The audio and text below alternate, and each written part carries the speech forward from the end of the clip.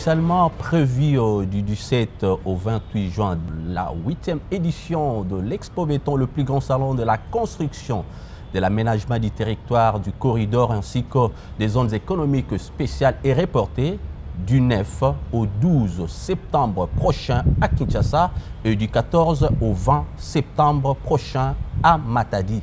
Alors tout va s'articuler autour du thème Révolution urbaine, des solutions du corridor pour Kinshasa et Congo central. Avec la co-organisation de la Chambre de commerce et d'industrie du Congo central, la 8e édition aura comme singularité, dont notamment la visite de chantier. Et j'en passe. Alors pour en parler sur ce plateau, nous avons le réel plaisir de recevoir M. Jean-Baptiste Saïdi, qui n'est rien d'autre que le président du comité d'organisation du salon. C'est avec lui qu'on va devoir faire le point. Monsieur Jean-Baptiste, bienvenue. Oui, bonjour Philippe. D'entrée de jeu, quelles sont les raisons qui ont concouru à ces reports? Écoutez, vous avez suivi un peu les dernières actualités depuis le mois de janvier avec l'installation des nouvelles institutions qui continuent à se poursuivre. Notre partenaire principal est le gouvernement de la République, ainsi que ceux des provinces. Et jusqu'aujourd'hui, on est le 6, le gouvernement vient d'être connu, mais il doit encore s'installer.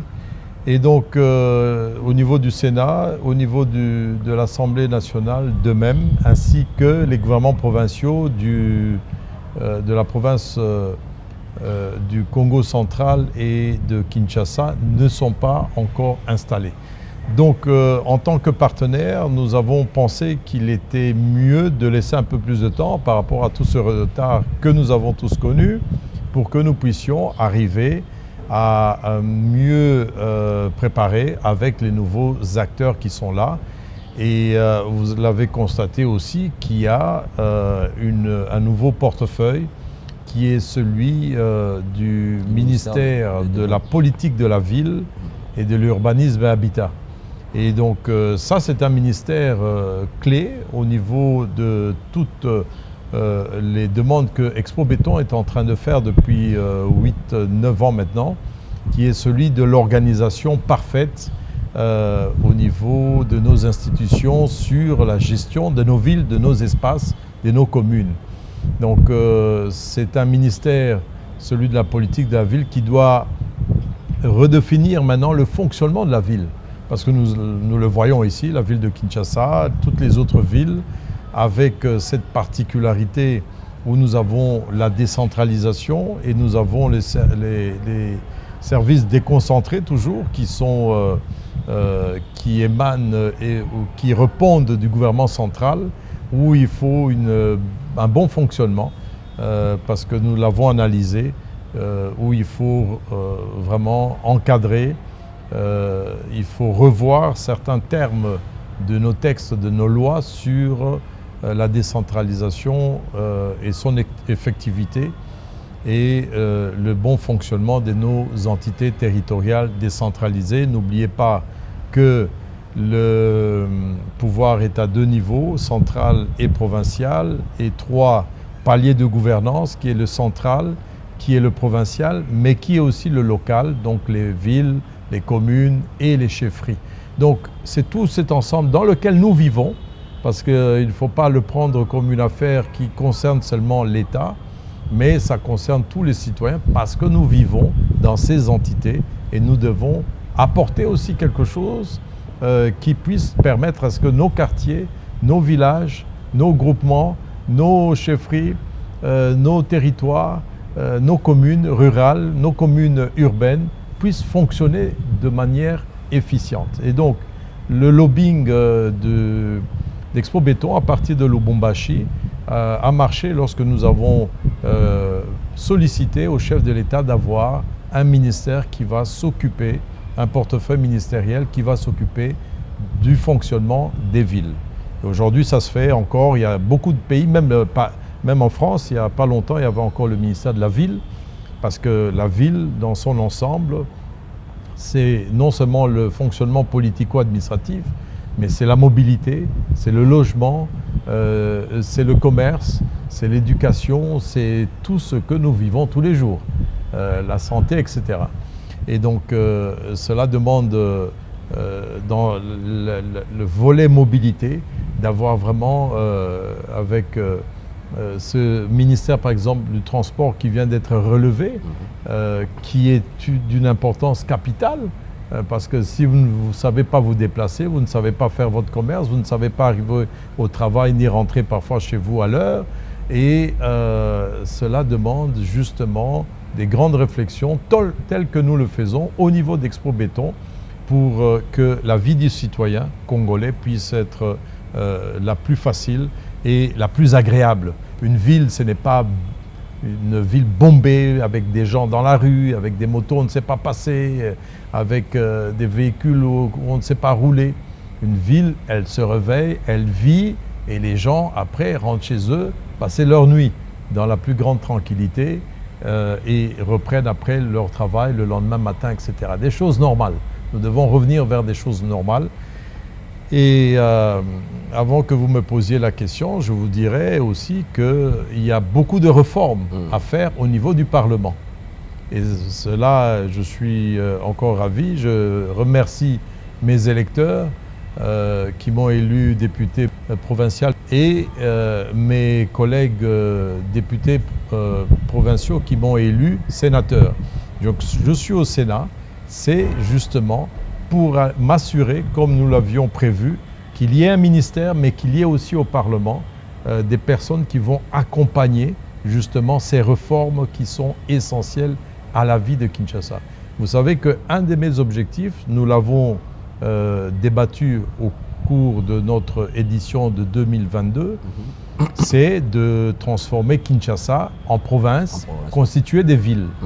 Et ces villes maintenant vont avoir une dépendance directe avec le gouvernement central où se trouve le siège des institutions, donc le gouvernement, le Parlement, etc., qui peuvent agir directement sur le vécu parce que la ville de Kinshasa, 15 millions d'habitants, ne peut pas être gérée seulement par le statut de ce qui était la mairie, parce que la Constitution dit que Kinshasa est une ville, mais elle lui donne aussi un statut et ça forme une ambiguïté.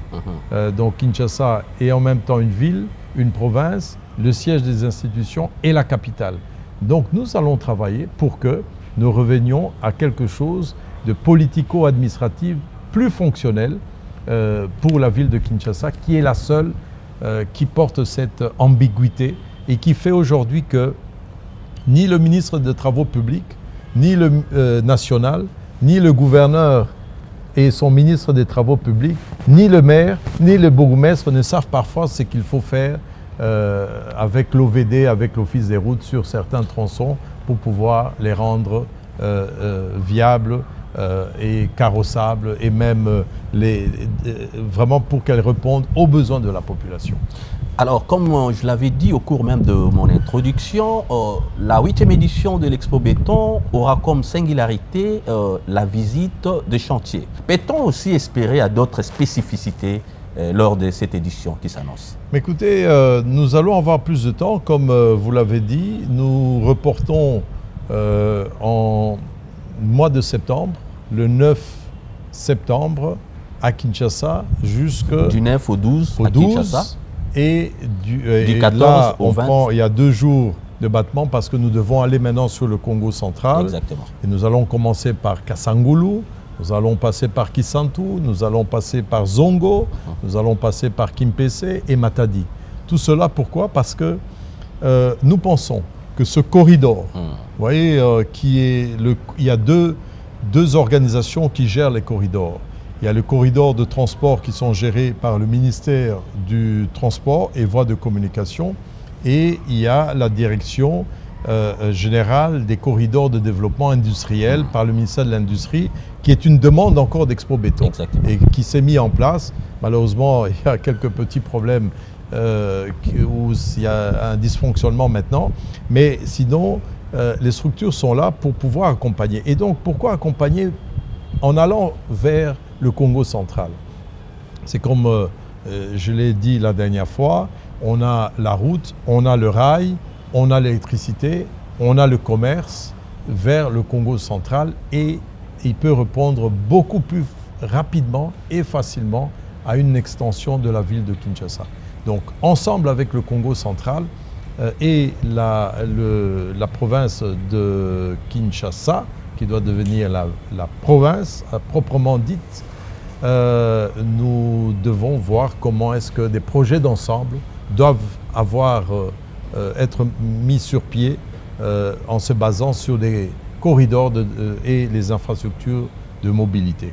Alors, donc, on aura des visites. Exactement. Parce que nous allons aller, comme nous le disons, eh ben, la Gombe est en train de se développer. Il nous faut énormément, il y a beaucoup d'immeubles, donc il faut une mobilité facile.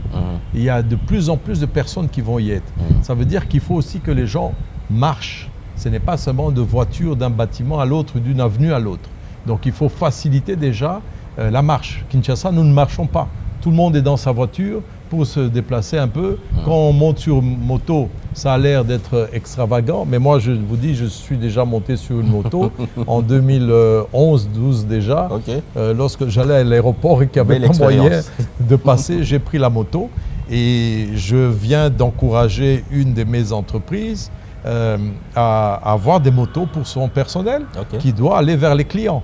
Donc aujourd'hui, il y a des services moto de livraison qui n'existaient pas, mais aujourd'hui, au système Uber, qui ont leur lieu, et c'est des grosses multinationales qui commencent à s'installer à travers ce type d'entreprise. Donc voilà, il y a un mode de vie qui est en train de changer, il faut s'adapter à ça. Pourquoi il y a autant de personnes qui montent sur les motos, mais dans la ville, est-ce qu'il faut des motos ou bien ça doit être pour les services? Le tramway Métrokin va se mettre en place. En tout cas, ce projet avance. Nous espérons que ça pourra être à certains endroits, en tout cas, un déplacement suspendu. Et ça, c'est tout à fait facile. Vous avez vu avec la CGT qui est en train de lancer le grand projet de cette route qui va faire le tour de Kinshasa à partir de Mitendi, qui va aller vers le sud de Kinshasa, revenir vers Ndjili et de Ndjili vers les Marais jusqu'au niveau des BAT et jusqu'ici sur l'avenue de l'OUA, la prolongation de l'OUA. Donc les plans sont faits, les travaux vont commencer. J'anticipe peut-être, mais très bientôt vous allez voir l'inauguration, la pose de la première pierre par son Excellence, Monsieur le Président de la République, et à qui nous donnons vraiment tous nos encouragements pour que ce mandat soit un mandat de réalisation. Et là, en tant que parlementaire, je veillerai à ce que, comme j'ai eu à relever à Kisangani la dernière fois, qu'il n'y ait pas des contrats au double de prix, au triple de prix, parce que finalement les travaux ne se font pas. Nous voulons avoir des résultats. Et donc les résultats, ce sont les infrastructures, les routes, avec un bon contrôle. Le président l'a dit, c'est le bureau technique de contrôle qui doit faire un bon contrôle. On ne doit pas continuer à avoir des routes où on fait 1 an plus tard ou 6 mois plus tard, ils sont abîmés. Il nous faut les normes, respecter les normes. Il y a tellement d'investissements privés en milliards de dollars dans les immeubles, dans les bâtiments. Il faut respecter ces engagements et l'État a l'obligation de faire des rues, des chaussées. Ce n'est pas des sentiers. Quand on a construit, on est en ville, on n'a plus l'esprit du sentier. On doit construire des infrastructures aux normes. Vous marchez avec vos enfants, avec les vieilles personnes. Aujourd'hui, quelle est la rue où une vieille personne peut marcher? C'est compliqué. Donc tout ça, on doit changer et nous allons, en tant que parlementaire, je vais veiller à ce que la normalisation de nos infrastructures puisse être faite. Exactement. Et aussi, nous allons, à l'exemple de la loi sur l'agriculture que j'avais lancée, que j'avais initiée, nous avions défiscalisé une bonne partie des activités agricoles. Je tiens en tout cas à ce que l'accompagnement du programme du chef de l'État sur l'emploi puisse être rencontré par les bâtiments et les travaux publics. Effectivement, Sur les 6,5 millions d'emplois qu'il y a, les bâtiments et les travaux publics peuvent procurer 2,5 millions d'emplois. C'est le secteur qui donne le plus d'emplois aujourd'hui. D'où il faut défiscaliser. Il faut rendre accessibles les matériaux de construction. À partir du ciment, de la caillasse, de fer à béton, de carrelage. Aujourd'hui, à Maluku, on a du carrelage, on m'a dit que c'est à $6 le mètre carré, ouais, avec des prix abordables. Donc on doit continuer à aider ces entreprises qui ont investi dans les matériaux et qui doivent venir investir les câbles électriques, les lampes, on doit avoir des lampes, la peinture et tout ça. Les matériaux doivent être accessibles parce que le développement, ce n'est pas avec les taxes, les petites taxes qui sont répétitives et parfois tracassières ou redondantes dans le domaine de la construction, mais c'est le bâtiment qui va apporter de l'argent parce que les gens vont investir dans les bâtiments, ils vont placer des commerces, ils vont placer des équipements et tout ça, c'est le développement véritable d'une ville et d'un pays.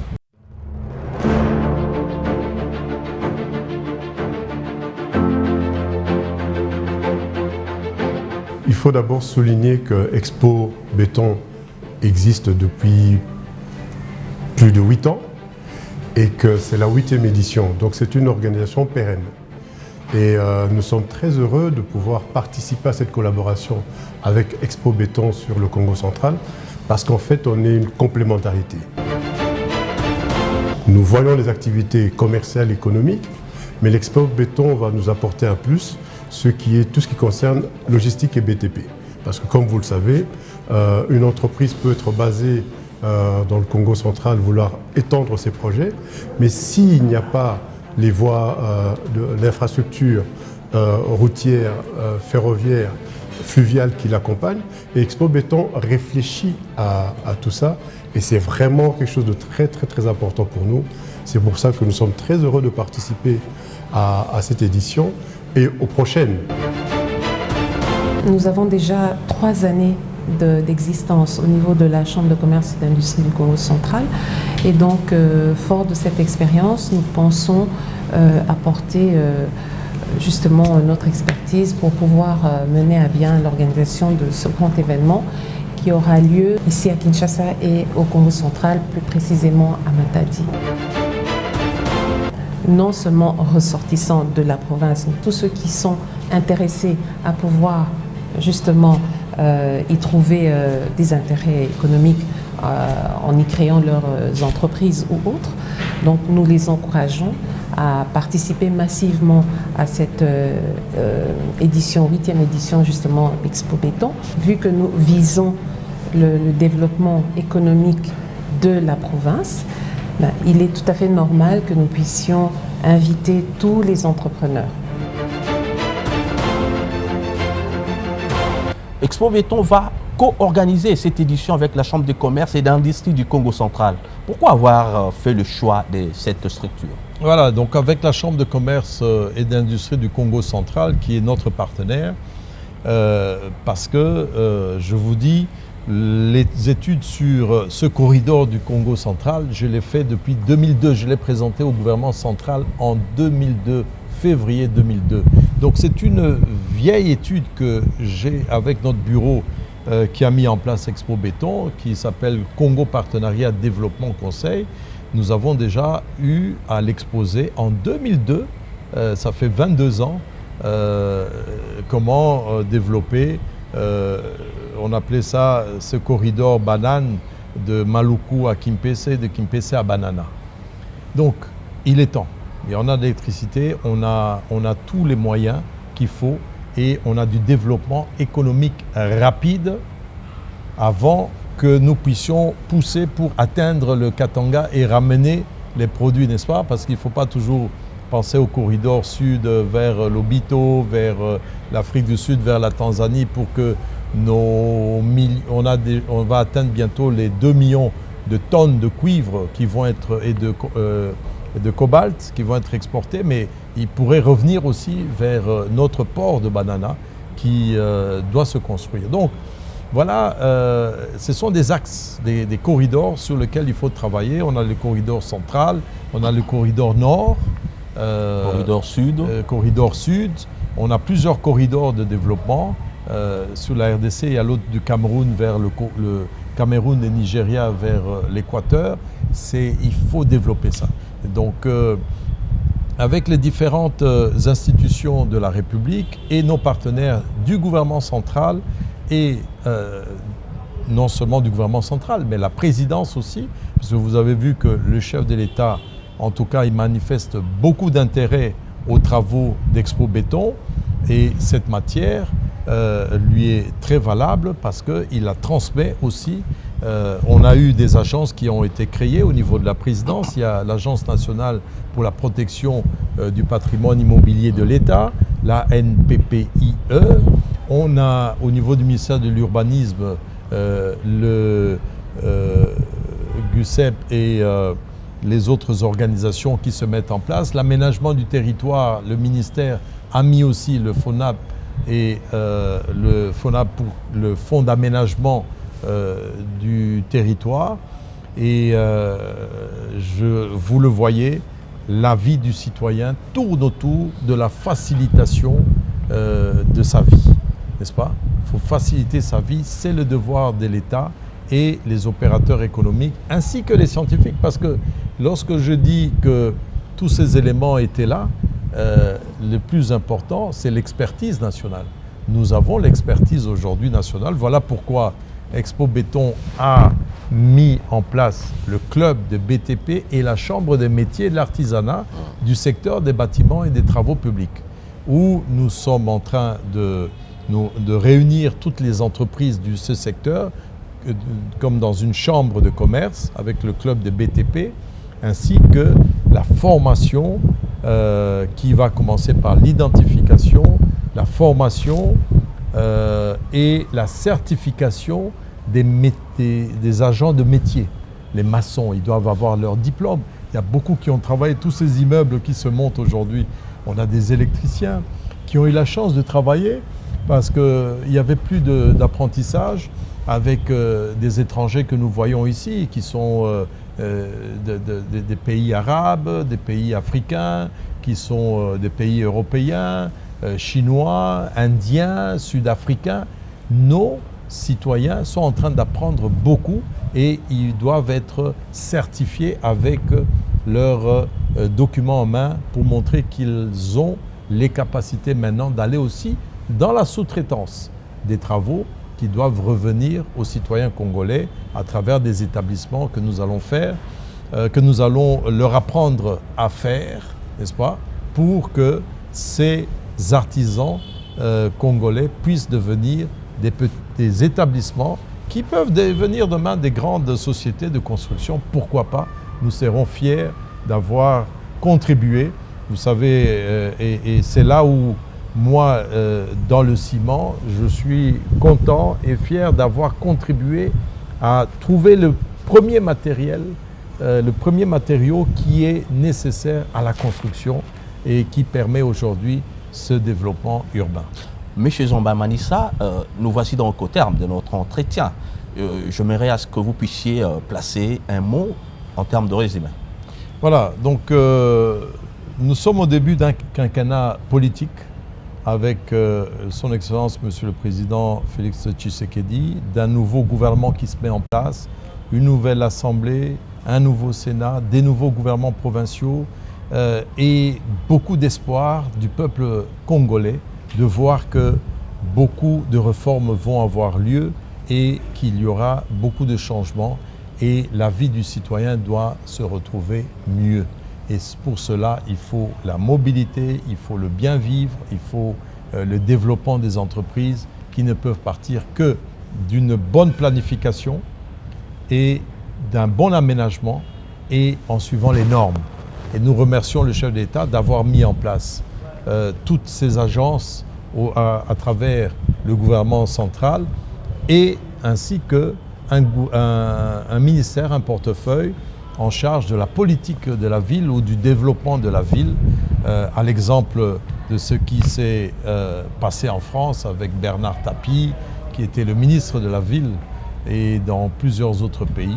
Et nous pensons qu'ici, avec nos nouvelles autorités, que nous félicitons d'ailleurs, le nouveau ministre, M. Tengue Telito, le ministre de l'urbanisme, le ministre des Travaux publics qui est resté, et tous les autres de l'aménagement de territoire. Et nous sommes certains que nous pouvons changer le visage de nos villes et de nos provinces. Mesdames, Mesdemoiselles et Messieurs, cette émission est terminée. Et merci de l'avoir suivie. Au revoir. Merci. À la prochaine.